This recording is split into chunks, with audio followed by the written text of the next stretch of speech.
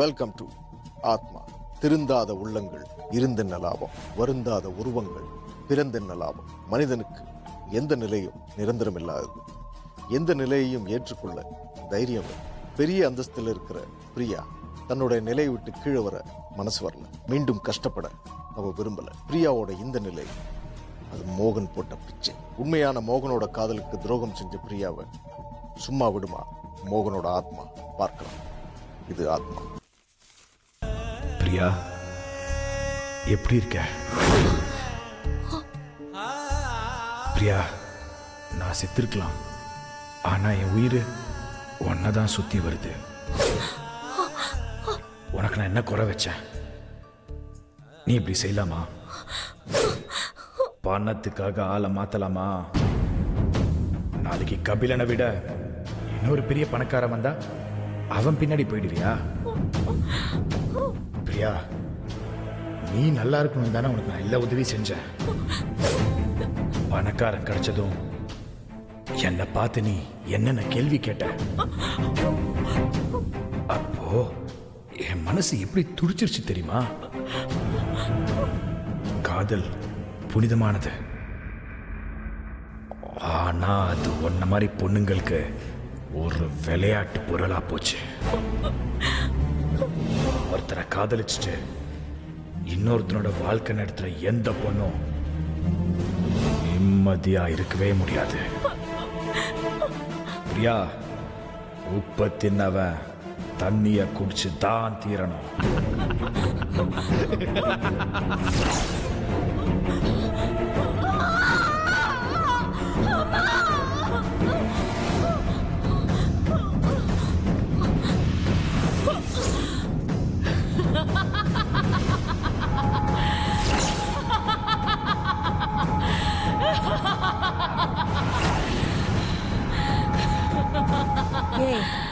என்னடி ஆச்சு? ராத்திரில ஏன் இப்படி பேய் மாதிரி கத்துற? அக்கம் பக்கத்துல எல்லாம் தூங்கிக்கிட்டு இருக்காங்கல்ல.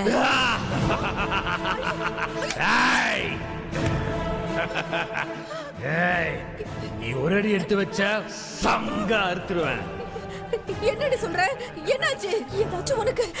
உன் புருஷன் கஷ்டப்படுறேன்னு சொன்னதுனாலதான் நான் என் வீட்டை எழுதி கொடுத்தேன். ஆனா அவன் என்னையே ஏமாத்திட்டான்.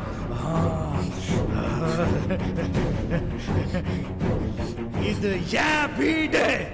இந்த வீட்டை நான் வாங்காம விட மாட்டேன். பத்திரம் எங்க? சொல்லு. எனக்கு பத்திரத்தை பத்தி ஒண்ணும் தெரியாது.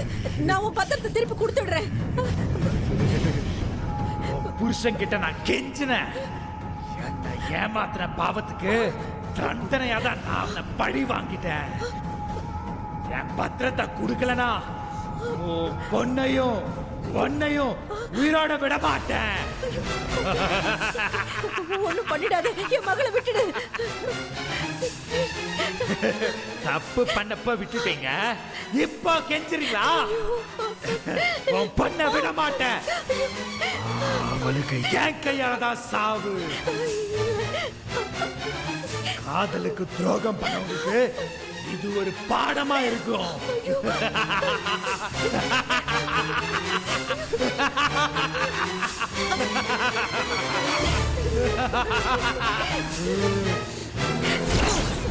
மோகன், தயவு செஞ்சு என் பொண்ணை விட்டுட்டு போயிடுப்பா. எனக்கு எதுவும் தெரியாதுப்பா. தயவு செஞ்சு இங்க பாரு, உன்னோட பத்திரத்தை நான் திருப்பி கொடுத்துடுறேன். எங்களை எதுவும் பண்ணிடாதப்பா. எனக்கு சொத்தான சொல்லிக்க யாருமே இல்லப்பா. நீதான்ப்பா காப்பாத்தணும். பிரியா, உட்காருமா. உட்காருங்க உட்காரு ப்ளீஸ். வணக்கம் டாக்டர். சொல்லுங்கம்மா. டாக்டர், இது என் பொண்ணு பிரியா. ராத்திரிக்கெல்லாம் தூங்குறதே இல்ல. ஏதேதோ பேசுறா, திடீர்னு கோவப்படுறா, கத்துறா. எனக்கு ரொம்ப பயமா இருக்கு டாக்டர். எனக்கெல்லாம் ஒண்ணும் இல்ல டாக்டர், அம்மா தான். எங்க அப்பா செத்ததுல இருந்து சரியா சாப்பிடுறது இல்ல, சரியா பேசுறது கூட இல்ல டாக்டர். எவ பார்த்தாலும் ஏதோ பிரம்ம பிடிச்ச மாதிரியே இருக்காங்க. நீங்க அவங்கள பாருங்க. சரிங்கம்மா, நீங்க இப்படி வாங்க. வாங்க. எனக்கு இல்ல, எனக்கு இல்ல, இல்ல அம்மாக்கு தான். நீங்க வாங்க, நான் அம்மாவை செக் பண்றேன். போமா சொன்னா கேளுமா வாங்க. போமா போ. உட்காருங்க.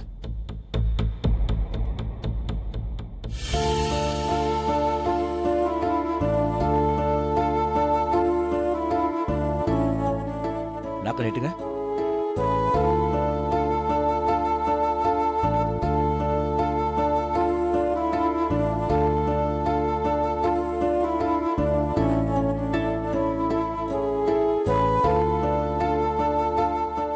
நல்லா இழுத்து மூச்சை விடுங்க.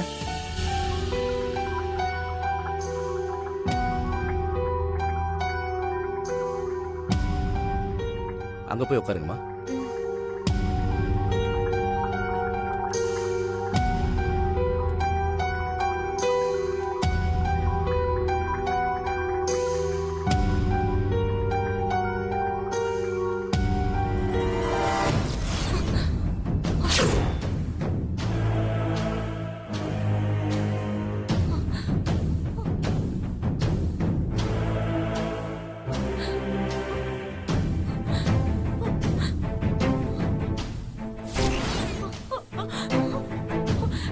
டாக்டர் வந்துட்டான்.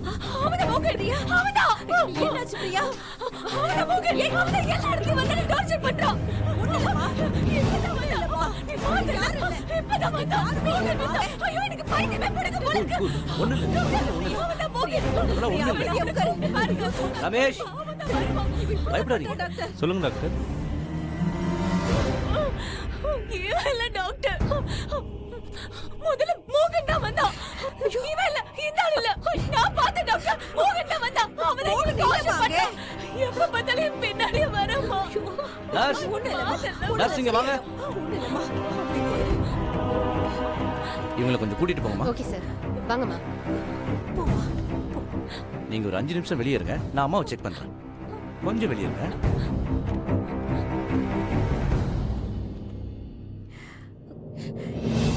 இவ இப்படிதான் டாக்டர் கத்திக்கிட்டே இருக்கா. அவ தனியா பேசுறா, சிரிக்கிறா. எங்க ஹவுஸ் ஓனர் மோகன் குரல்ல திடீர்னு பேசுறா. தலைய விரிச்சு போட்டுக்கிட்டு இஷ்டத்துக்கு கத்துறா டாக்டர். என்னால சமாளிக்க முடியல டாக்டர். என்ன நடந்ததுன்னு உண்மையை மறைக்காம சொன்னாதான் எங்களால ட்ரீட்மெண்ட் பண்ண முடியும்.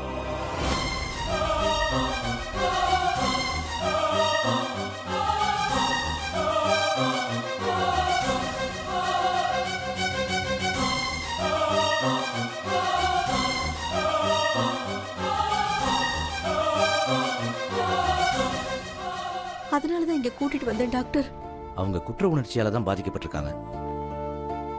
அவங்கள ஹிப்னாட்டிசம் பண்ணாதான் அவங்க மனசுல என்ன இருக்குங்கிறத கண்டுபிடிக்க முடியும். சரிங்க டாக்டர். நர்ஸ் இங்க வாங்க. Yes doctor. வெளியில இருக்கிற இந்த அம்மாவோட பொண்ணை உடனே அட்மிட் பண்ணுங்க. நான் வரேன். ஓகே போங்க. டாக்டர்.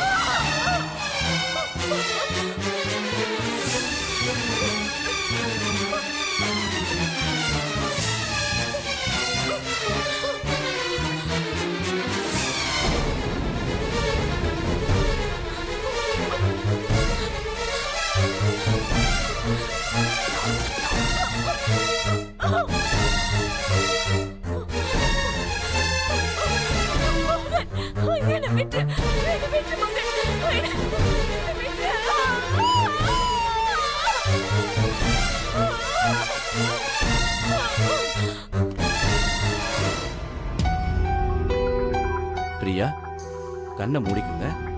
நான் சொல்றத கூர்ந்து கவனமா கேளுங்க. மூச்சை நல்லா உள்ள இழுத்து சில வினாடிகள் அப்படியே வச்சிருந்து வெளியே விடுங்க. Very good. இதே மாதிரி இன்னும் 2 தடவை செய்யுங்க. உங்க உச்சந்தலையிலிருந்து பாதம் வரைக்கும் உங்க கவனத்தை மெதுவா கொண்டு போங்க. கை காலெல்லாம் நல்லா ரிலாக்ஸ் பண்ணிக்கோங்க. இப்போ உங்க மனசுல வேற எந்த சிந்தனையுமே இல்லை. நான் 1ல இருந்து 10 வரைக்கும் எண்ணுவேன். உங்களுக்கு மெதுவா தூக்கம் வரும். 1, 2, 3, 4, 5, 6, 7, 8, 9, 10. இப்ப நல்லா தூங்குறீங்க. நான் கேட்கிற கேள்விக்கு சரியான பதில சொல்லுங்க. மோகன்றது யாரு? அவருக்கும் உங்களுக்கும் என்ன உறவு? மோகன் நானும் 2 வருஷமா லவ் பண்ணோம்.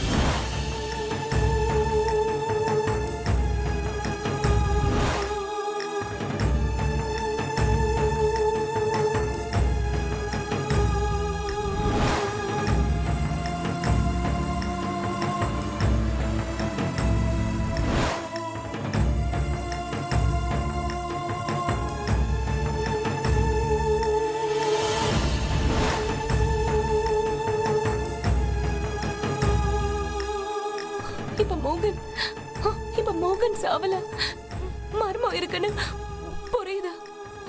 என்ன ரொம்ப டார்ச்சர் பண்றான். நான் எங்க போனாலும் அங்க வந்துடுறான். என்ன விடாம துரத்துறான். எனக்கு கொலை பண்ண பாக்குறான். என்கிட்ட ஏதோ பேசிட்டே இருக்கான்.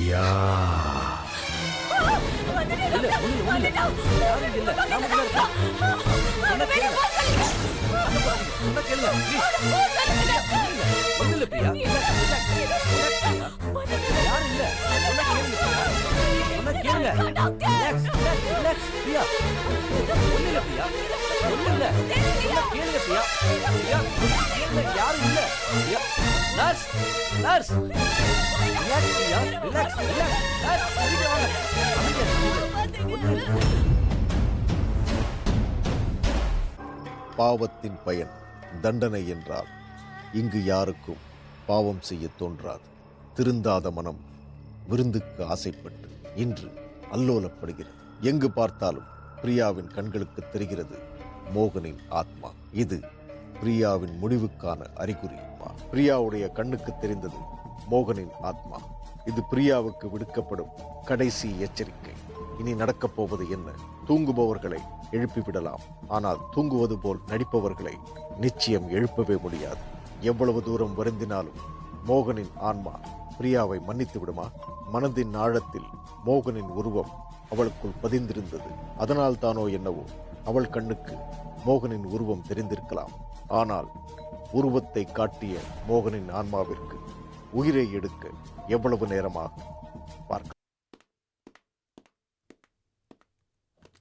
உட்காருங்கம்மா. அவளுக்கு ஒண்ணும் இல்லைல்ல டாக்டர்? உங்க பொண்ணு மனசளவுல ரொம்ப பாதிக்கப்பட்டிருக்காங்க. அவங்க ரொம்ப பயந்துருக்காங்க. அவங்களுக்கு ட்ரீட்மெண்ட் பண்ணணும். அவங்களுக்கு நல்ல ரெஸ்ட் வேணும். நான் ஒரு ஊசி போடுறேன், ஒன்றும் பயப்படாதீங்க. நான் கொடுக்குற மருந்து மாத்திரைகளை மறக்காம கொடுங்க. புரியுதுங்களா? சரிங்க டாக்டர்.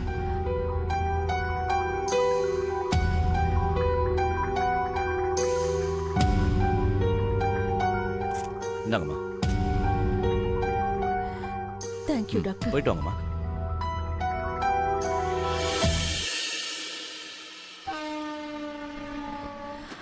தம்பி சொல்லுங்க. மோகனோட வீட்டு பத்திரம் இந்தாங்க தம்பி. அடுத்தவங்க சொத்துக்கு ஆசைப்பட்டதுக்கு கடவுள் எங்களுக்கு சரியான தண்டனையை கொடுத்துட்டான். உழைச்ச காசுதான் உடம்புல ஒட்டும். மோகனுக்கு நாங்க பண்ண துரோகத்துக்கு நல்லா அனுபவிச்சிட்டோம். எங்களால நிம்மதியாவே வாழ முடியல. எங்களை மன்னிச்சிருப்பா. ஆண்டி, 5 வயசுலேயே மோகன் அனாதை ஆயிட்டான். இந்த சொத்தெல்லாம் அவன் கஷ்டப்பட்டு சம்பாரிச்ச சொத்து. அங்கிளும் உங்கள் பொண்ணும் அவனை ஏமாத்தினது அவனால் தாங்கிக்க முடியல. கடைசியில் உங்கள் வீட்டுக்காரரும் ஓனரும் சேர்ந்து அவனை ஆளை வச்சு கொன்னுட்டாங்க.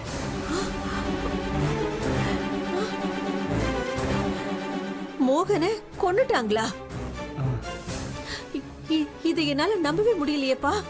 நீங்க போனதுக்கு அப்புறம் மோகனோட ஆத்மா வந்து என்கிட்ட எல்லாத்தையும் சொல்லுச்சு. ஏ மணி, இந்த வீட்டை மீட்டு இதை விற்று அனாத ஆசிரமத்துக்கு கொடுத்துருன்னு சொன்னுச்சு.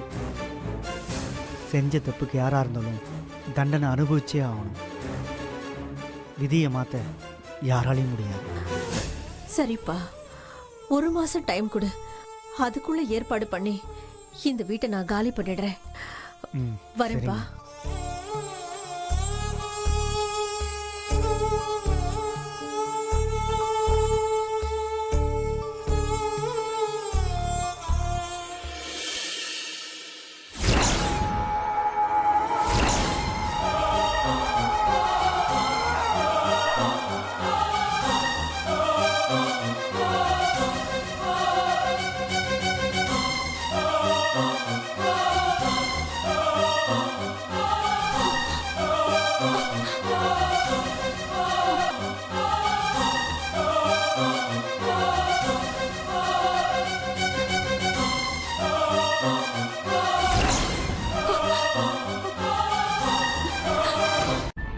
அன்று மோகன் விட்ட கண்ணீருக்கு இவர்கள் இரக்கம் காட்டியிருந்தால் இன்று இவர்கள் இப்படி அழுது புலம்பி இருக்க வேண்டிய அவசியம் இல்லை. இவர்கள் பேராசையால் பலியானது அப்பாவி மோகனின் உயிர். பணத்தாசை மனிதர்களுக்கு வரும் சாதாரண விஷயம்தான். ஆனால் அதற்காக உண்மையான காதலை வைத்து விளையாடுவதா? பிரியாவுக்கு முடிவு நெருங்கிவிட்டதா? மோகன் பெரிதாக ஆசைப்படுபவன் அல்ல. பெரிதாக ஆசைப்படாதவனை அழித்தது இவர்களின் பேராசை. தன்னைப் போல் ஆதரவற்றோர் யாரும் இருக்கக்கூடாது என்று நினைத்தான். அதற்காக அவர்கள் தங்குவதற்கு வீடு ஒன்று வேண்டும் என்று நினைத்தான். ஒரு வழியாக தான் உழைத்து சம்பாதித்த வீட்டு பத்திரம் அவனது நண்பன் கையில் கிடைத்தது. இப்போது பிரியாவின் நிலை என்ன? பிரியாவை எப்படியாவது காப்பாற்றியாக வேண்டும் என்று பிரியாவின் தாயார் சகுந்தலா இறுதியாக ஒரு முயற்சி எடுக்கிறாள். முயற்சி மனிதன் கையில், முடிவு விதியின் கையில். பார்க்கலாம்.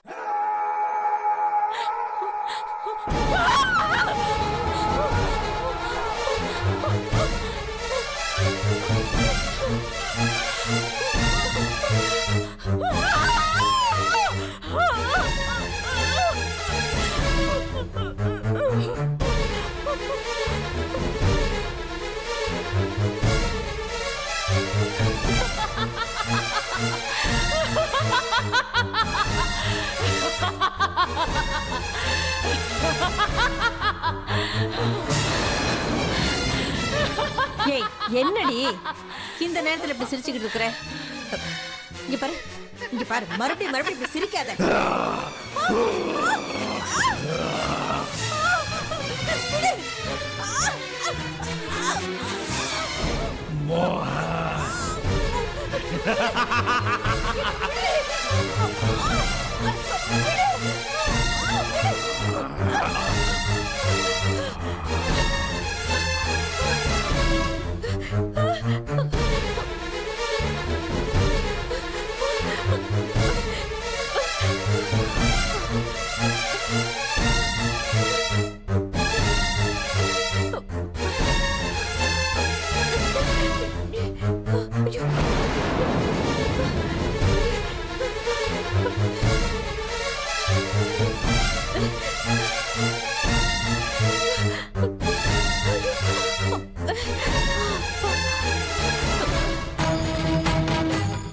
அம்மா, தாயே, தாயே, மாக்காளி.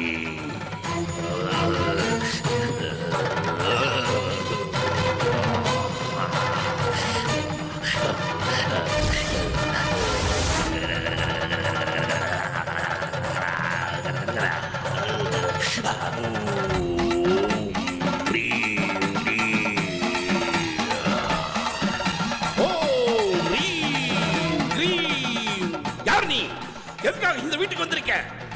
இந்த வீட்டை விட்டு வெளியில ஓடி போயிரு. இது என் வீடு. இந்த வீட்டை விட்டு நான் போக மாட்டேன். அவங்களுக்கெல்லாம் எதுக்கு வீடு? நீ இந்த வீட்டை விட்டு போயிரு. அப்பதான் உன் ஆத்மா சாந்தி அடையும். போக மாட்டேன். இது என் வீடு.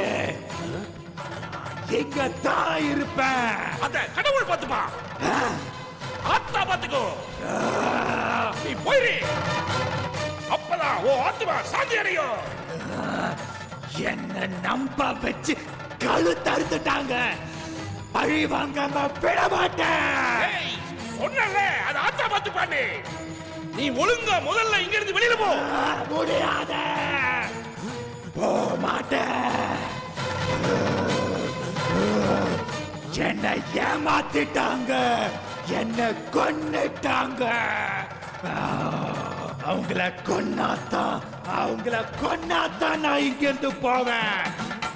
என்னோட ஆத்மா அப்பதான் சாந்தி அடையும். வெளியில போ, வெளியில போ. முடியாத, என்ன வெளிய போசல. நீ யாருடா?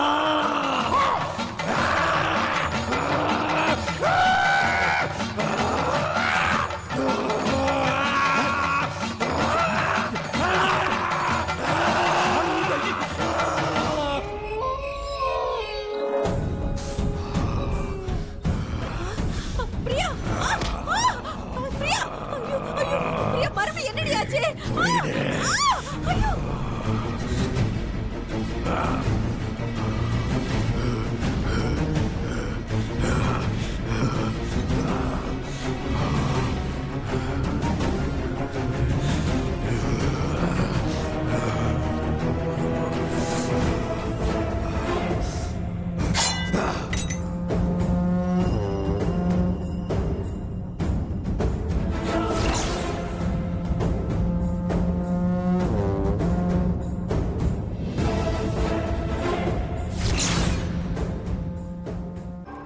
இறைவன் படைத்த படைப்பில் மிகச் சிறந்தது மனித படைப்பு.